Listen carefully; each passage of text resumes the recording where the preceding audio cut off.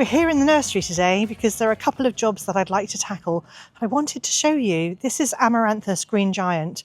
Now I sowed all my Amaranthus at exactly the same time, but the Green Giant took forever to grow.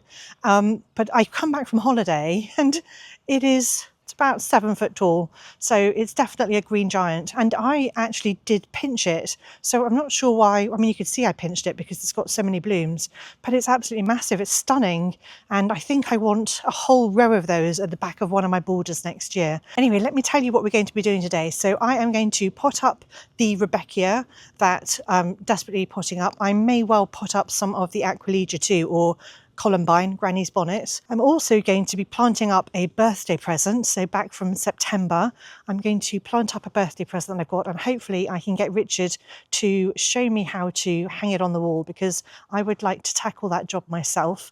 But he's reluctant to let me use the drill. I think he feels like that's his job. Oh, and if I haven't said it already, welcome to Cottoverdi. My name's Annette, and we live here in South Buckinghamshire in the UK, which is equivalent to a Zone 9A. So these are the Rudbeckia that I sowed earlier. I'll put the date up on the screen that I sowed them.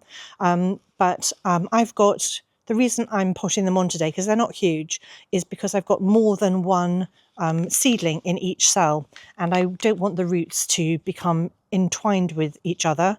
I want them to have their own space, because that's where they'll have stronger roots. So I want to split them up now and put them in their own cells. I'm not going to put them in huge cells. I'm going to put them into these ones. This is a 9 centimetre pot. So what's this? It's maybe a 5 centimetre pot. I can't remember what size these are, but they're considerably bigger than these, but not too big. We don't want to put them into the huge pots, because then they could get damping off and stuff like that, because they could get overwatered in this cooler weather. So to pot them on, first of all, I mean, you don't need anything posh. I'm just using a chopstick. You could use a dibber to make a hole in your compost. I'm using ordinary multi-purpose peat-free compost, and I'm just going to lever them out. I have got a spade somewhere, a little mini spade, but I don't know where it is. And then to separate them, we literally just want to hold the leaves, and just gently pull them away from each other like that. And then I actually need a bigger hole in here, so make a slightly bigger hole. And then, still holding only the leaves and not the stem, I'm just going to pop it in like that. And then this one, I'm just going to knock off some of the older compost. And again, just pot this one up the same way. And that's all there is to potting them on. Obviously, they need to be watered afterwards, and then kept in the right environment. I'm probably going to put mine back in the cold frames, because they're still quite little. I don't want to put them out through the winter into, my nursery, because they won't be sufficiently protected.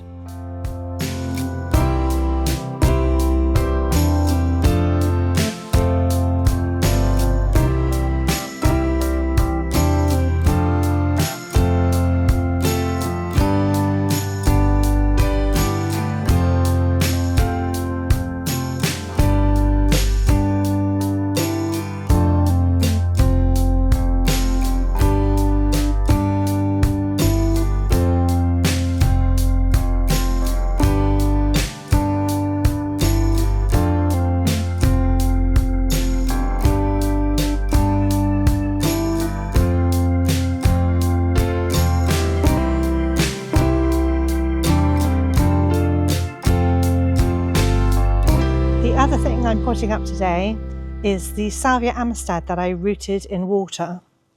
Can you see the roots? I only had one successful rooting. I'm going to nip off the flower bud that's here, because we don't want that. So I'm just going to chop that off. Well, that fell off really easily. I'm not sure how healthy it is, but it has got good roots. So I'm going to pot this up, and I'm just going to stick it into one of these 9 centimetre pots here, because it's got a nice big root system, and I think it will do well, and I'll keep it protected in my cold frames through the winter.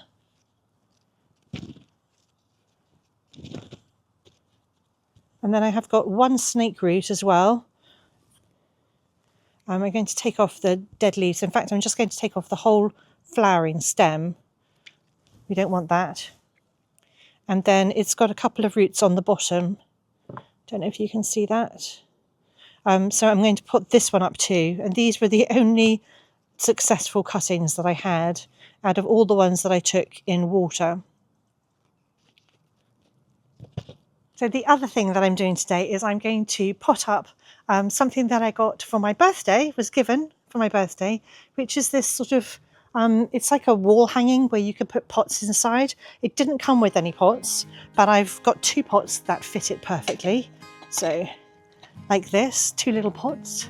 And I think this is so cute and it's going to look really nice. There's a wall, part of our shed, that is directly opposite our kitchen window, the one that's over the sink.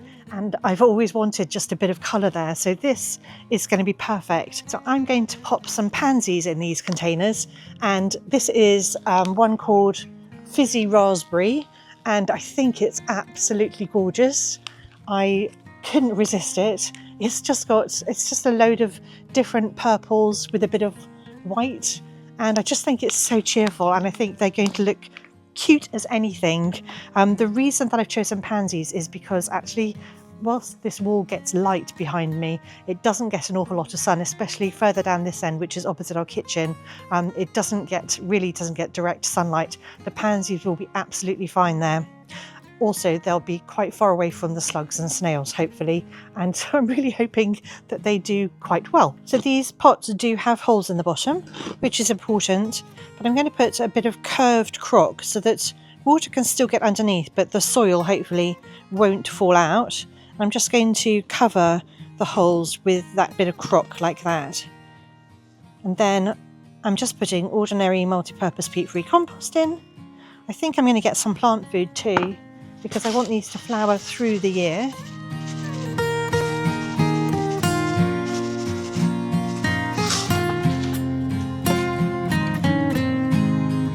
And then hopefully I can get 2 into each one, because I'd like a combination of the purple and the white.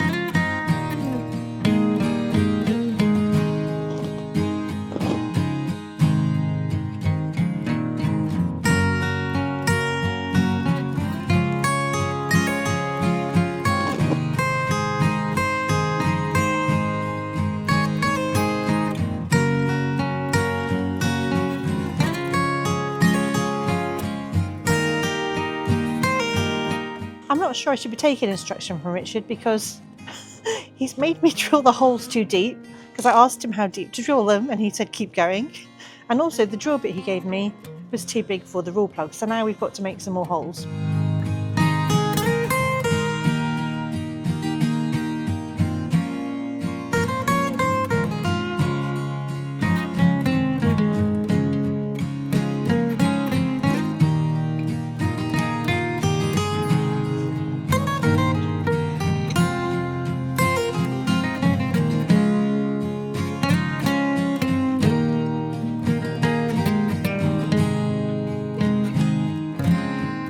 These are my Aquilegia ruby port, and I had really good germination on these, but I've got some where there's more than one in a cell. And so again, I'm going to pot these on and put them in slightly larger cells, nothing too big, and they can grow on through the winter.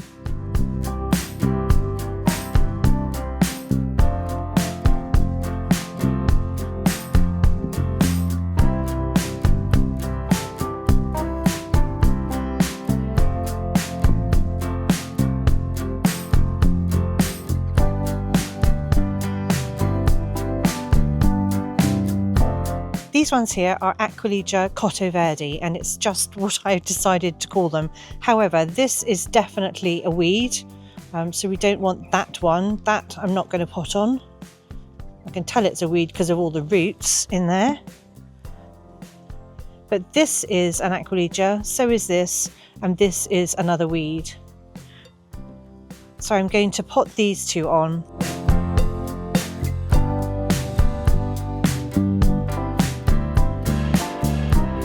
This is an Aquilegia called a calcarata. You can see there's quite a lot of moss forming, so these have probably all rotted from being too wet, exposed to the elements, but I have got one little seedling here, so I'm going to pot that one on into some drier compost, and hopefully that will do well.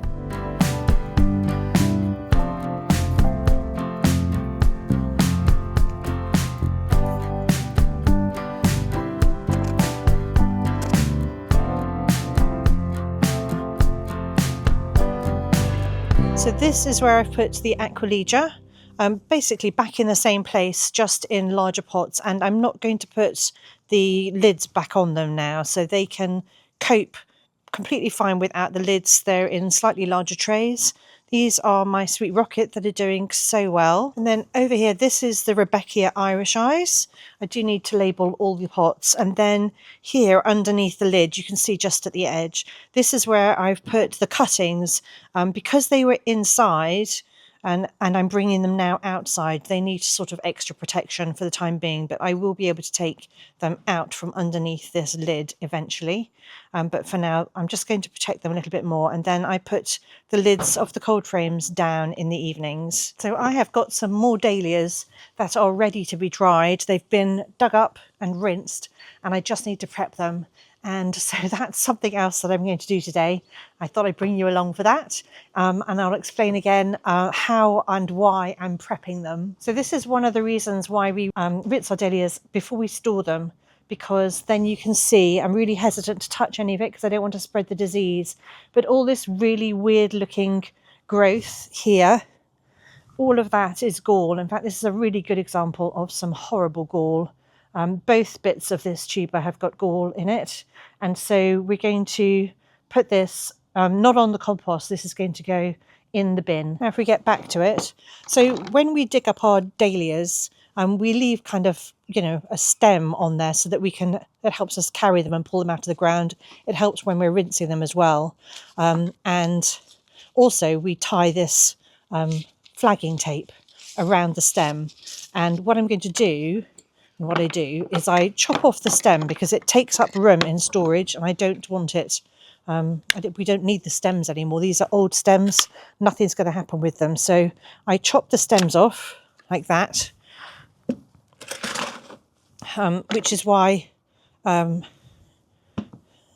have to take the flagging tape off. And then the flagging tape goes around one of the tubers. But first, I'm just going to tidy it up. So I'm going to take off anything that's rotten. So if one of the tubers rotted in the ground, I can never figure out which are my sharpest snips. I think these might be my sharpest snips. And then we cut off the roots, because these little dangly roots, we don't need them. They get in the way when we're trying to divide them next year. And I take off anything that's broken. So if it's hanging on by a thread, I take that tuber off too, because we don't need it. It's not going to be healthy. And it probably won't store well. And so I just go around the dahlia tubers, snipping off all the rubbish, and then this one's not broken, it's just a bit floppy. And then when it looks like that, I tie my flagging tape around a nice big tuber like this, and I put we use these plastic labels both in the pots and in the ground.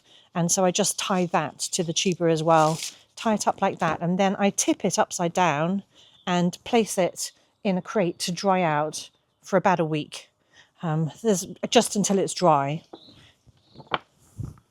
And I just do that to all of the tubers that Richard is kindly washing, which is one of the worst things. So this is another Daisy Duke. The other one had gall. So I'm going to check this one really carefully to make sure it doesn't have any gall. Okay. I don't think this one's got gall, fortunately. And there doesn't seem to be any rhyme or reason as to which ones have gall and which ones don't.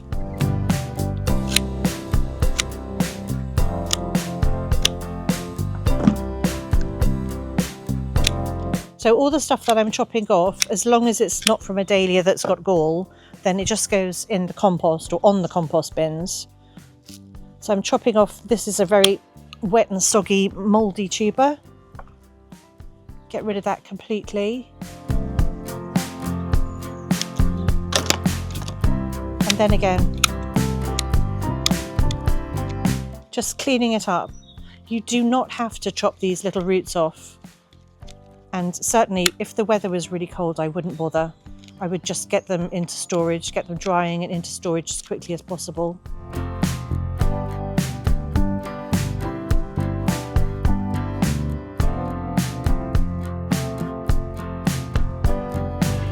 What I've done there is I've just taken off the mother tuber, so it's darker than the rest of them. So that's how you can tell it's the mother tuber. And I mean, you can leave them on, but they don't tend to perform as well, and they are more prone to rotting. And this is quite a big clump, so I didn't need it. And it was really close to the bit that was kind of going mouldy. So that's another reason why I took it off. Now this is an enormous clump. And when I come to put this up in the spring, it's just going to be too big.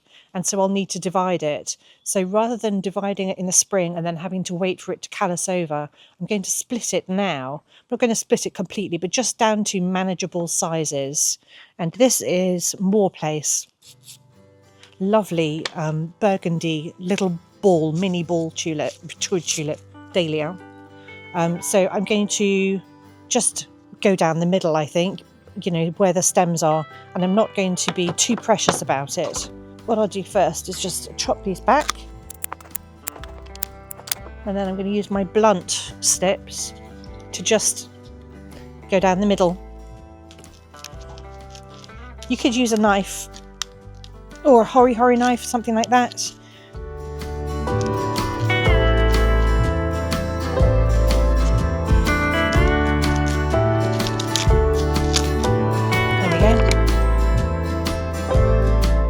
Also, I found a worm. We don't want that to go into storage.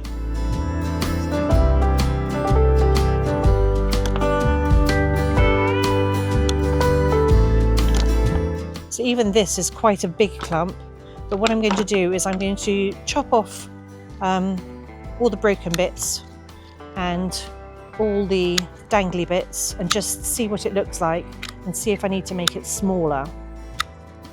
So I'm just looking for something that's going to fit easily into a pot for me to pot it up next year.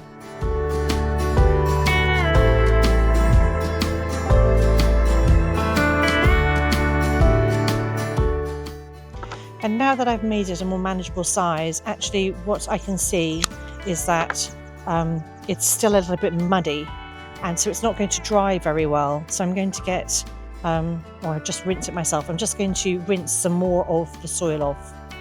But I'll do this one first in case this one, this one's going to need more rinsing too.